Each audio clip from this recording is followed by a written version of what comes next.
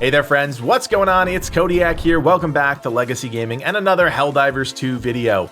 The first major balance pass is now live on PC and PS5 as of March 6th. This is a big deal because we have been waiting to see what the team is going to do. Not only what they're going to do, but what direction strategically they're going to go. And I've got to tell you guys, I'm a bit disappointed. But here's what you need to know. The Breaker is getting nerfed, decreasing its magazine capacity from 16 to 13 and increasing its recoil from 30 to 55.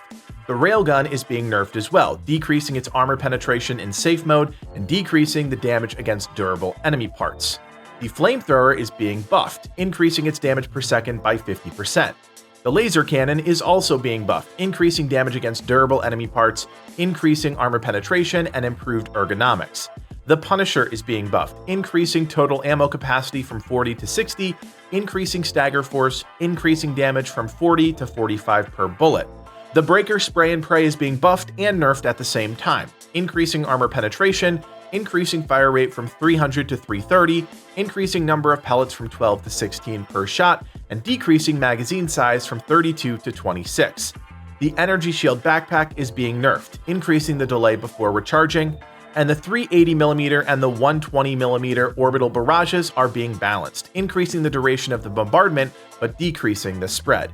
So you look at all those changes and you wonder, what is the goal here? What is the team trying to do and how is that going to impact the community? Well, it's clear to me that the meta is being nerfed. That was clearly the intention behind all of these changes. Now, this wasn't far-reaching changes, but it was very targeted and specific to counteract the current meta of the game. There's a quote floating around the official Helldivers 2 Discord from Alex K, one of the Helldiver 2 designers, and he says, "Our goal is to give you a wide range of weapon choices, where each gun has its purpose and none is strictly better than another. Sure, you will have your own favorite, but it should come from your personal preference, not from the universally agreed knowledge of which gun is the strongest. Generally, we balance each item according to its quirks, so if a weapon is very effective at what it does, it should come with significant disadvantages to balance its power."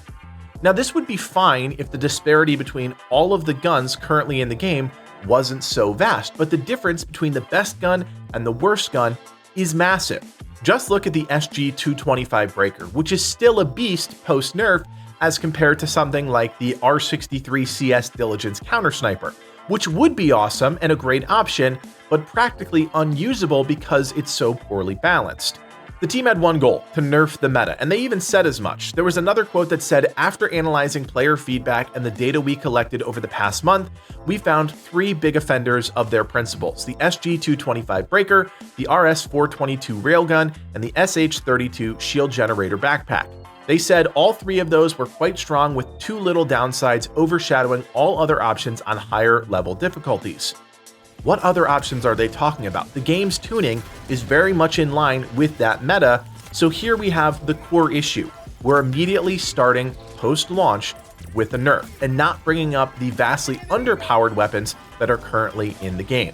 There is a very fine line here, especially when it comes to taking things away from players that they've grown accustomed to.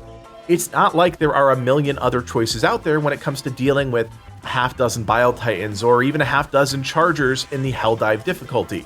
Now, there is some intrigue around running multiple arc throwers, and we're starting to see that gain traction online, but that goes back to the heart of the issue. Players will always find a meta and a way to complete content the most efficient way.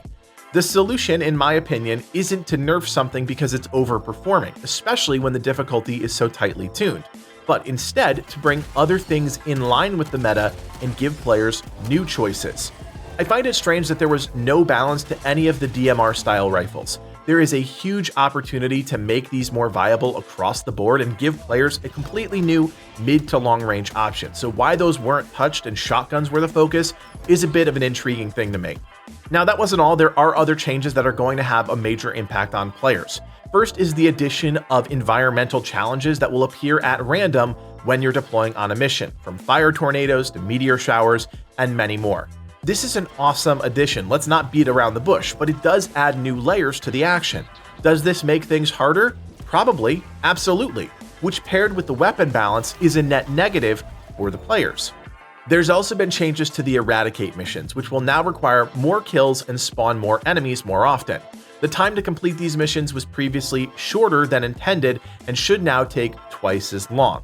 Now, just by reading that, this might negate the ability for players to farm those eradicate missions. This is honestly a good thing, as it was a bit too easy to farm, and it was causing some issues with high-level players having limited skills and knowledge of the actual game once thrown into real missions. Until we get in there and really test that out, we will see if eradicate missions are still viable as a farming option or if they're more in line with other missions.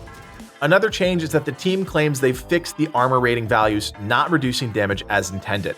Now again, we have not tested this yet, but this should drastically shake up the armor situation in the game. If armor is working as intended, it will give players more of a reason to use medium and heavy armor, which I think is fantastic, giving players more defensive options to counterbalance some of the difficulty in the game. Right now, most players are wearing light armor because none of the damage mitigation was working, so it makes sense, and hopefully this is fixed. I also think this from the patch notes is interesting. Helldivers now take damage from fire, gas, etc. generated by other players. This does make sense, but does again add to the overall complexity of a mission, especially when things are chaotic. Now, I'm also pretty sure that this was the case before, so maybe it's specific instances where the damage didn't register and not a blanket statement, but either way, I do find it kind of interesting. Friends, this is the first major balance pass for Helldivers 2, and I've got to tell you, I think it's trending the wrong direction.